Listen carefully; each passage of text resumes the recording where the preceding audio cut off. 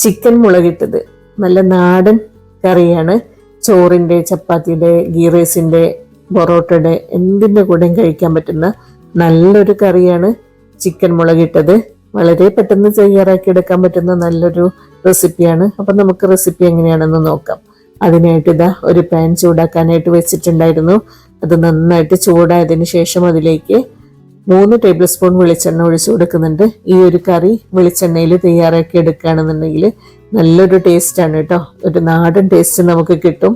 അതുപോലെ തന്നെ ഇതാ ചെറിയ ഉള്ളിയും കൂടെ ചേർത്ത് കൊടുക്കുന്നുണ്ട്. ഒരു 7 ചെറിയ ഉള്ളി ഇങ്ങനെ റൗണ്ടിൽ അരിഞ്ഞിട്ട് അതും ചേർത്ത് കൊടുത്തിട്ട് നന്നായിട്ടൊന്ന് വഴറ്റിയെടുക്കുന്നുണ്ട്. ഒരു 2 തണ്ട് കറിവേപ്പിലയും കൂടെ ചേർത്ത് കൊടുക്കുന്നുണ്ട്. അതിനുശേഷം അതിലേക്ക് ഒരു 6-7 പച്ചമുളക് നെടുകെ കീറിയിട്ട് ചേർത്ത് കൊടുക്കുന്നുണ്ട്. നമ്മുടെ എരിവിനനുസരിച്ചിട്ട് മുളകിന്റെ അളവ് കൂട്ടുകയോ കുറക്കുകയോ ഒക്കെ ചെയ്യാവുന്നതാണ് കേട്ടോ. അതും കൂടി ചേർത്ത് കൊടുത്തതിന് ശേഷം ഒരു 3 ക്യൂബ് ഇഞ്ചി വെളുത്തുള്ളി പേസ്റ്റാണ് ചേർത്ത് കൊടുക്കുന്നത്. അപ്പോൾ ഇഞ്ചി വെളുത്തുള്ളി ചതച്ചതാണെങ്കിലും ചേർത്ത് കൊടുക്കാവുന്നതാണ്. ഇതിന്റെ ഒരു പച്ചമണം മാറുന്നത് വരെ ഒന്ന് നന്നായിട്ട് വഴറ്റിയെടുക്കുക. അതിനുശേഷം അതിലേക്ക് ഒരു 2 വലിയ ഉള്ളി നീളത്തിലരിഞ്ഞിട്ട് അതും ചേർത്ത് കൊടുത്തിട്ടുണ്ട്. വലിയ ഉള്ളി ചേർത്തതിന് ശേഷം കുറച്ച് ഉപ്പ് ചേർത്ത് കൊടുത്തിട്ട് ഒന്ന് വഴറ്റിയതിന് ശേഷം ഒരു 5 മിനിറ്റ് അടച്ചു വെച്ച് കൊടുക്കുന്നുണ്ട്.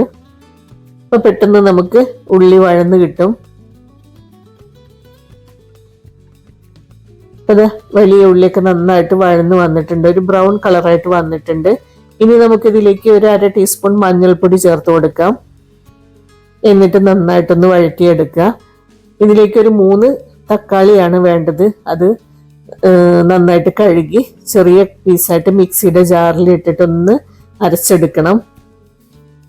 ഒരു 2 ടേബിൾ സ്പൂൺ മുളക് പൊടി ചേർത്ത് കൊടുക്കുന്നുണ്ട്. അധികം എരിവില്ലാത്ത മുളക് പൊടി ആയതുകൊണ്ടാണ് 2 ടേബിൾ സ്പൂൺ ഇട്ട് കൊടുക്കുന്നത്. 1 ടീസ്പൂൺ ചിക്കൻ മസാലയും കൂടെ ചേർത്ത് കൊടുത്തിട്ടുണ്ട്. അതുപോലെ 1/2 ടീസ്പൂൺ കുരുമുളക് പൊടിയും ഒരു 1/4 ടീസ്പൂൺ ഉലുവയുടെ പൊടിയും ചേർത്ത് കൊടുത്തിട്ടുണ്ട്. എന്നിട്ട് നന്നായിട്ടൊന്ന് വഴറ്റിയതിന് ശേഷം തക്കാളി അരച്ചത് അതിലേക്ക് ചേർത്ത് കൊടുക്കുന്നുണ്ട്. എന്നിട്ട് നല്ല രീതിയിലൊന്ന് വഴറ്റിയെടുക്കുക.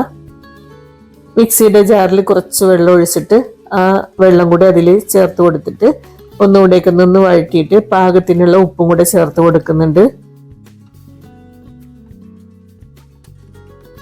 ഇനി നമുക്കിതൊന്ന് കുറച്ച് സമയം ഒന്ന് അടച്ചു വെക്കാം. അതിനുശേഷം ഇതിലേക്ക് ചിക്കൻ ചേർത്ത് കൊടുക്കാം.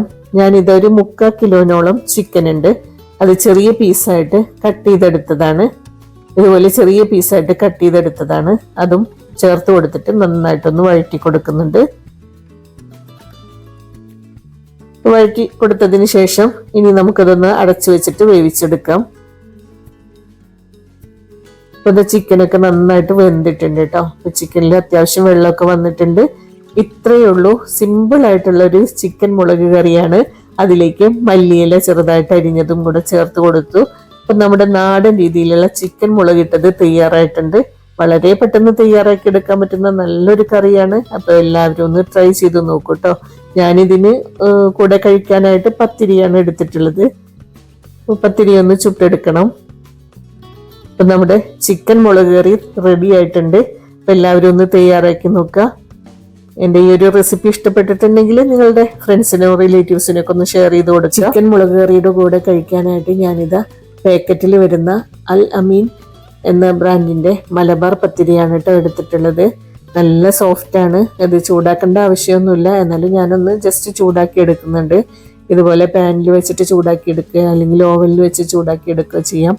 തേങ്ങാപ്പാലൊക്കെ കൂട്ടിയിട്ട് ചിക്കൻ മുളക് കറിയൊക്കെ കൂട്ടിയിട്ട് കഴിക്കാനായിട്ട് നല്ല ടേസ്റ്റാണ്. പൊറോട്ടയുടെ കൂടെയും നല്ല ടേസ്റ്റാണ് കഴിക്കാനായിട്ട്. ഇടിയപ്പത്തിൻ്റെ കൂടെയും കഴിക്കാൻ നല്ല ടേസ്റ്റാണ്.